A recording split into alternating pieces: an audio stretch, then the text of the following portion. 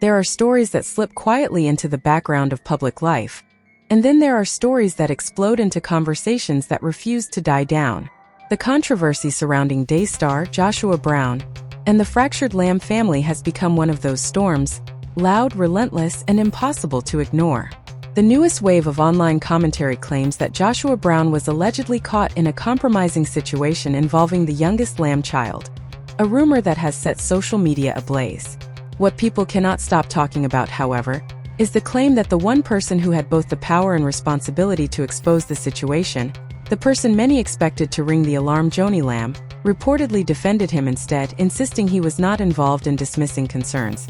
This video is commentary and opinion, not factual claims, but the discussions happening online are too loud to ignore. Before we continue, if you are new here, hit the subscribe button and drop your thoughts in the comments. Your voice matters in this conversation. What fueled the controversy further was the testimony of a former staff member named Sylvia, whose account has become a central topic of public analysis. According to her own statement circulating online, she claims she personally witnessed behavior from Joshua Brown that made her deeply uncomfortable. These claims did not come from rumor or hearsay, but from what she describes as direct experience. What made her account more unsettling to many was that the behavior reportedly involved the Lamb's youngest daughter, a detail that triggered immediate public outrage. Any allegation involving a child naturally intensifies emotions, and while these statements remain unproven claims, they nonetheless ignited a firestorm across commentary channels. Sylvia also spoke about the fear she carried. She claimed that working within the Lamb family meant navigating an atmosphere where speaking up came with consequences. According to her, raising concerns could put one's position at risk, and questioning leadership, especially leadership as influential as Joni's, was considered a dangerous move. Many who have followed the story began questioning why someone would fear losing their job simply for telling the truth as they saw it. That detail alone hinted to the public that this controversy was bigger than one alleged incident. Sylvia described a culture where loyalty was expected, silence was encouraged, and keeping in line was safer than challenging authority. Whether her statements reflect reality or internal perception, they contributed significantly to the growing public discussion that something deeper was happening behind the scenes. As the conversations expanded, attention shifted to a larger issue, an internal family dispute that many commentators describe as the breaking point. Jonathan and Susie, two of the closest family members to the center of Daystar's operations, reportedly found themselves pushed out after raising concerns about Joshua Brown. Online observers describe this as one of the most shocking elements of the entire saga. Jonathan, the son of Marcus and Joni, was expected by many to be protected, supported, and respected. Instead, his attempts to confront the situation, according to public commentary, were met with resistance and disapproval. Eventually, he and his wife Susie were allegedly forced out of leadership circles entirely.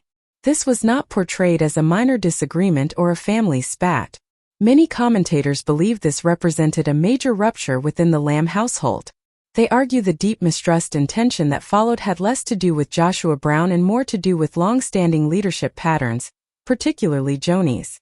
Critics claim her style of leadership placed the ministry's image above internal transparency, and that protecting the Daystar brand became the priority, even if it created fractures among her own children.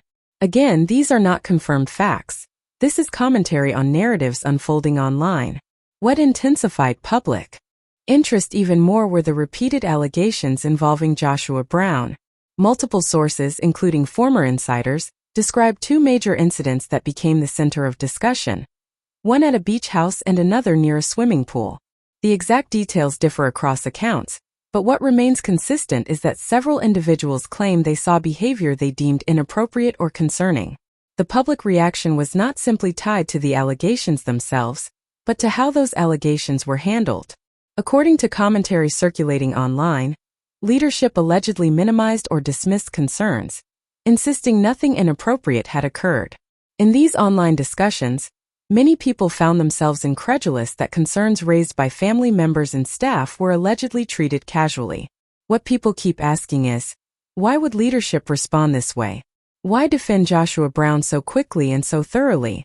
Why silence family members rather than investigate? These questions, unanswered as they are, fueled the belief among critics that something was deeply broken inside Daystar's leadership structure. As online commentators continued digging, the focus shifted to Daystar itself. Critics argue the organization's internal culture was built on financial dependence, loyalty, and obedience. According to former employees and anonymous insiders speaking out online, many Lamb family members and staff were financially connected to Daystar through salaries, mortgages, and long-term benefits. This meant that speaking against leadership could threaten not just one's job, but one's entire life stability. Public commentary suggests that those who remained loyal to the ministry were rewarded with travel perks, influence, elevated status, and comfortable positions. Critics say this created an environment where silence was not just encouraged, it was incentivized. Questioning leadership, they claim, could cost someone their position, reputation, or financial security. This kind of structure, if true, creates what many call a culture of silence. Employees and even family members may feel trapped between protecting their livelihood and speaking the truth as they see it. Whether accurate or not, this idea has become a central element of public analysis on the controversy. Many viewers say this explains why people like Sylvia claimed they were afraid to speak, and why Jonathan and Susie allegedly faced consequences for raising concerns. The conversation reached a new level when discussions began circulating about police involvement. According to multiple public sources, investigators began conducting interviews with individuals connected to the events. Commentary channels suggest that some of these witnesses supported the claims made by Jonathan and Susie, reinforcing their version of events. This development raised even more questions among the public, because it suggested the concerns were not isolated or exaggerated. Several witnesses reportedly told investigators about non-disclosure agreements, or NDAs, which they say prevented people from speaking freely. The idea that a ministry would widely use NDAs to control information struck many commentators as troubling. These individuals also described pressures, emotional, financial, and relational, that allegedly kept people from stepping forward sooner.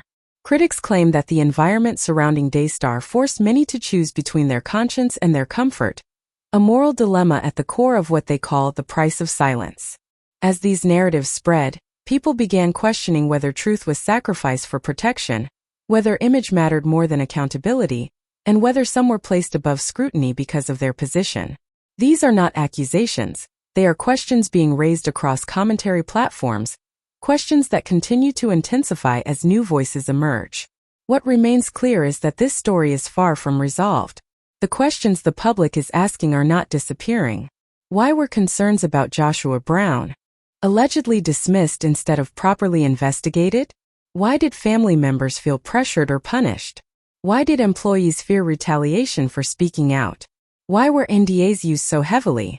Why was loyalty valued so highly that it shadowed transparency?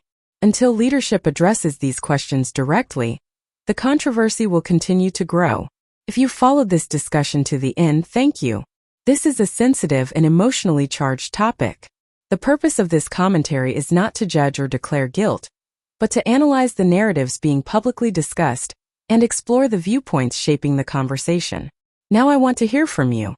Do you believe concerns were ignored? Do you think the family was divided unfairly? Was loyalty valued more than truth? Drop your thoughts below, and don't forget to subscribe for more updates as this story continues to unfold.